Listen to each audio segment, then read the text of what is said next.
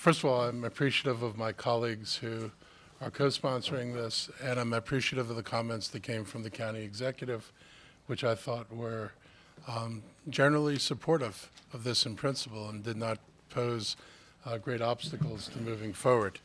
So I want to start with that.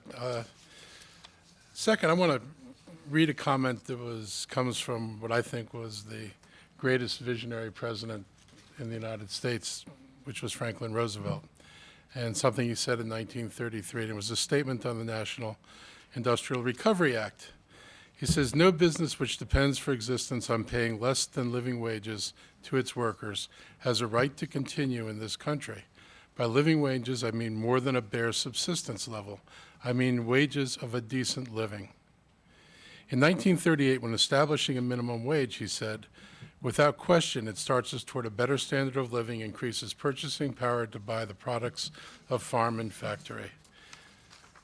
So the world has changed a lot, but in the fundamental way, the world hasn't changed at all. People need wages that make it possible for them to live in society in a decent way. They need to be able to put a roof over their head, feed their families, raise their children, and to do it in a way where they are not constantly in stress and turmoil over how do I make it from day to day. So I believe that if people work, they should be able to sustain themselves on their wages. That just ought to be a fundamental truth of how we approach wages in society. What I'd like to emphasize is we don't talk enough about the overall effects of decent wages on society. This discussion is too often how much are you going to pay and what can somebody afford to pay. And we don't talk about the broader implications, and I want to talk about a little of that. I was a school teacher, and what I saw as a teacher has always profoundly affected me. I saw too many kids come to school hungry. I saw too many kids who were suffering from the turmoil that their families were in, that their families didn't know where they were going to live. Their families had a hard time putting food on the table. I saw kids whose last meal, hot meal, was on a Friday before a Monday morning breakfast. And that was reality. All of those things impact on a child's ability to learn. And so we've just had this robust discussion about the school system and how we're going to close this achievement/opportunity gap.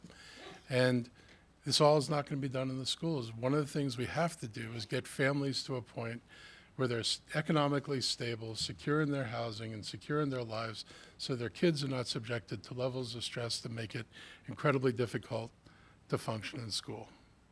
And I think that is critical for people to understand in this, that this is more than a wage issue. It's a social issue. It has very broad impacts for how society functions.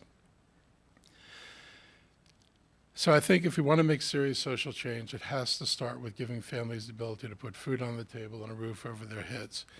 It's important to emphasize the multiplier effect. We see this all the time when somebody brings us an economic development proposal. One of the lines in there is the multiplier effect. And the multiplier effect is, and what else good comes out of these jobs and the wages these people will make? Well, the multiplier effect is true, and probably true in spades, for the minimum wage, because you're dealing with people at wage levels where every dollar they get, they're spending. None of this is going into luxury consumption. No one's buying a yacht. No one's putting art up on their walls. All of this is going to wind up in the local grocery store, the local clothing store, all the local shops. And so the multiplier effect is serious. This is how you build an economy. This is one thing that's been lost in the economic recovery, was not getting enough decent wage jobs that the money actually gets spent in the economy. So this is an effort to try to raise levels of income, and knowing that that's going to have an effect on the broader economy. So yes, it will make the cost of doing business a little bit more difficult. Of course, we never hear about from our employers in the county what happens when the price of meat goes up or eggs goes up to a restaurant.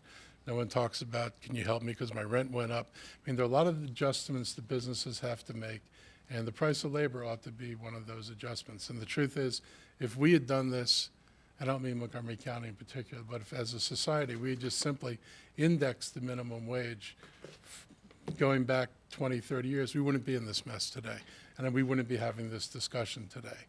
So had people been prudent and made sure that the people at the bottom had a decent wage, we wouldn't need to act. But we need to act. This is our county, and we can at least affect what happens here if we can't affect what happens everywhere.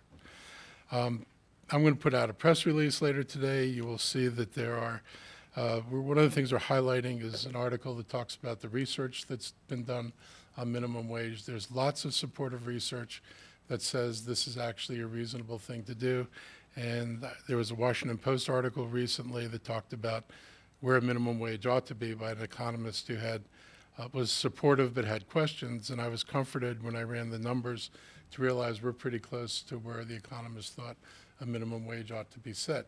If you were talking about $15 today, that would be one thing. But we're talking about $15 in 2020. And wages will change in the economy. We hope wages continue to improve.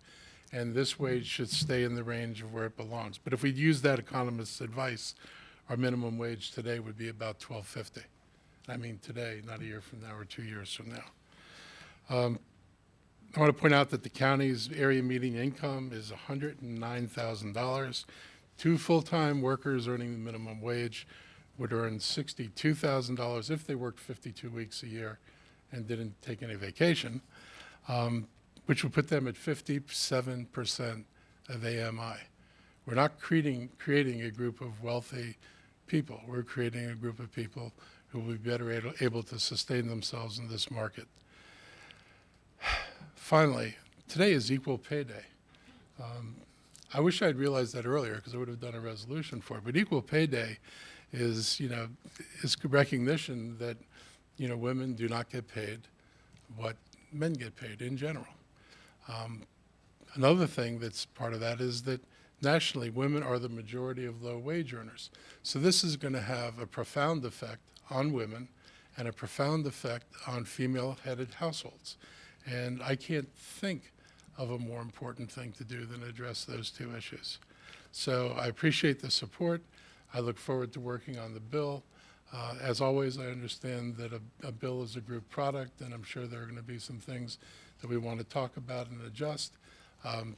So I look forward to getting there, but I'm really happy with the level of support that we're going to start with, and I know that the District of Columbia was very interested in that too. This is going to make it much easier for the district to do what they want to do, knowing that Montgomery County is taking the same steps. So I look forward to working with everybody and hopefully a good resolution to this issue in the near future. So thank you.